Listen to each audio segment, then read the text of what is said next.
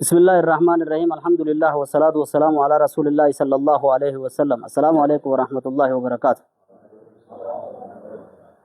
دعوتوتا كنيا خبجمتوتا الرئيس جربيتو قدنا هرر جيلتا مقالا چرو خيز جر این وجه جرا فولا ببريدا خنافي همبالي علماء سلفا ورر الرانتنا إسان جليانو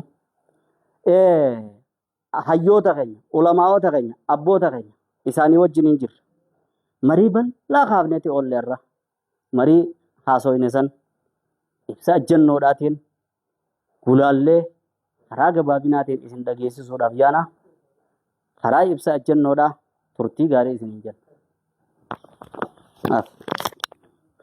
صلى الله عليه وسلم إبسا جنو غمتا علماء حررگه كورين غمتا علماء حررگه مريبا لا إرقا گيسان بودا إبسا جنو أبا قبتي قدني كنين أرمانگدي باسون والگئي إساني تمرني جرو تكفى نوتي علماء ني غمتا حررگه تكما أمة مسلمة حررگه أكسماز أمة مسلمة بلدا إيغون حوازني مسلمة تكما إسا أكا جبيسو چمسنه نيوباچفنا لما فا نوتي علماء ني غمتا حررگه دموتا برباچيسو في دموتا والتطاتان إرد فتوى كنمو إرد والمرنه إرد إرقا وليقل لبودا فتوى حال يلو إرد تكما دان أكا كننو إرد وليقل جرا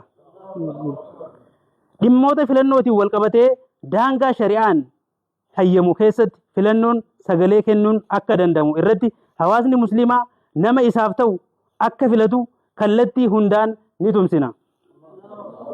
Rabbi qabu kan dandeettii hoggansaa qabu diinii fi hawaasa muslimaa kaddamu filachuun dirqama ta'uu irratti waliigallee kan jirru yoo ta'u hawaasni muslimaatis nama diinii kiyyaaf na fayyada jedhe akka filatu ergaa keenya dabarsuu barbaanna. Ummanni keenya fatwaa ulamaawwanni keenya gamtaan kannan akkasumas fatwaa karaa caasaa mana marii dhimmoota islaamummaatiin jiru jala deemuudhaan akka gara hordofan akkasumas fatwaa nama dhuunfaati yookaan adda addaan kannamu irraa of qusachuudhaan diinii isaaniif akka tumsan ergaa keenya dabarsuu barbaanna. Nageenyaa fi tasgabbiin hedduu barbaachisaa akka ta'e hundaa ol bareechinee beekna ni amannaas.